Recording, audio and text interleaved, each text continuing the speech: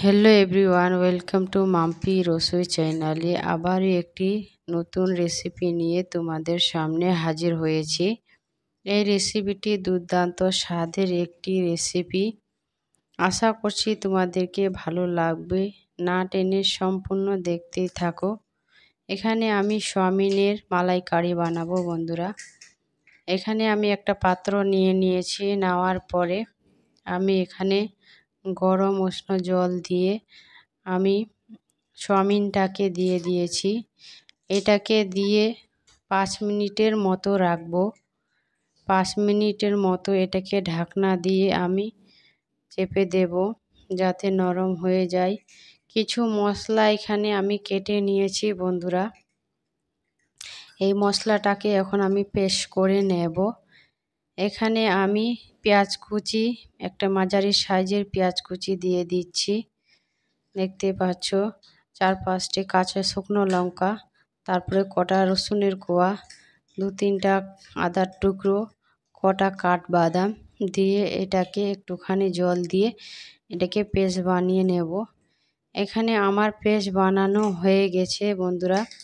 দেখতেই পাচ্ছ এভাবে পেস্ট বানিয়ে নিতে হবে।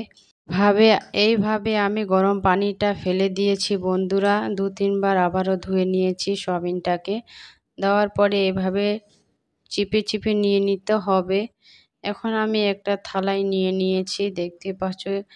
এর উপরে আমি অ্যাড করছি 1/2 চামচ হলুদ গুঁড়ো, 1/2 চামচ লবণ দিয়ে এটাকে ভালোভাবে হাত দিয়ে মেখে নিতে হবে, যাতে সয়াবিনের গায়ে এগুলো হলুদ নুন ভালোভাবে ঢোকে। তার জন্য হাত দিয়ে ভালোভাবে মেখে নিতে হবে। এই সয়াবিনের মালাইকারি ছোট বড় সবার একটি পছন্দের রেসিপি। আশা করছি এই রেসিপিটি তোমাদেরকে ভালো লাগবে। এর পর্যায়ে আমি গ্যাসে একটা কড়াই বসিয়ে কড়াইটা 2 মিনিট গরম করে তারপরে 1/2 কাপের মতো তেল অ্যাড করেছি। এখন আমি সয়াবিনগুলোকে দিয়ে দেব। এভাবে সবগুলো সয়াবিনকে দিয়ে দিচ্ছি। এই পর্যায়ে আমি সয়াবিনগুলোকে ভালোভাবে উল্টে পাল্টে ভেজে নেব। এই তরকারিটা ভাতের সাথে, রুটির সাথে বা পরোটার সাথে যে কোনো জিনিসের সাথে খাওয়া যায়। অনেক মজার একটি তরকারি, অনেক ভালো লাগবে। এইভাবে আমি উল্টে পাল্টে ভালোভাবে ভেজে নিচ্ছি। এখানে বন্ধুরা একটা জিনিস খেয়াল রাখতে হবে, গ্যাসটাকে লো ফ্লেমে ভাজতে হবে, না হলে পুড়ে যেতে পারে। এইভাবে আমার সব কটা ভাজানো হয়ে গেছে। এখন আমি প্লেটে তুলে নিচ্ছি। এরপর যে আরেকটুখানি তেল দিয়ে এখন আমি মশলাটা পেস্ট করে রেখেছিলাম সেটা এখন দিয়ে দেব। দেখতে পাচ্ছি এভাবে আমি মশলাটা দিয়ে দিচ্ছি। এর উপরে আরও কিছু মশলা অ্যাড করব আমি। এখন আমি একটুখানি নেড়ে চেড়ে দিচ্ছি। এইভাবে রান্না করলে অনেক মজার হয় বন্ধুরা। এখানে 1/2 চামচ জিরে গুঁড়ো, 1/2 চামচ লঙ্কা গুঁড়ো, 1/2 চামচ গরম মশলা। এইভাবে বন্ধুরা আরেকটুখানি নেড়ে চেড়ে নেব। এইভাবে মালাইকারি বানাও ঘরে, তো হোটেলের চেয়ে কম হবে না।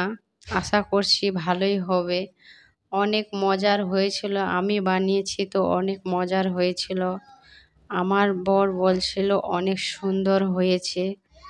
কিন্তু তোমরাও এইরকম আমার মতো বানালে অনেক মজার হবে বন্ধুরা। এইভাবে যদি সয়াবিনের মালাইকারি কাউকে বানিয়ে খাওয়ায় দেন, বলবে যে কি দিয়ে এই তরকারিটা বানিয়েছো, অনেক মজার হয়েছে। এর পর্যায়ে আমি পরিমাণ মতো পানি দিয়ে দিয়েছি। তোমরা যেরকম পাতলা ঝোল খাবে সেরকম দেবে। এখানে আমি সয়াবিনগুলো দিয়ে দিচ্ছি। এর পর্যায়ে আমি 2 মিনিটের মতো ফুটিয়ে নেব।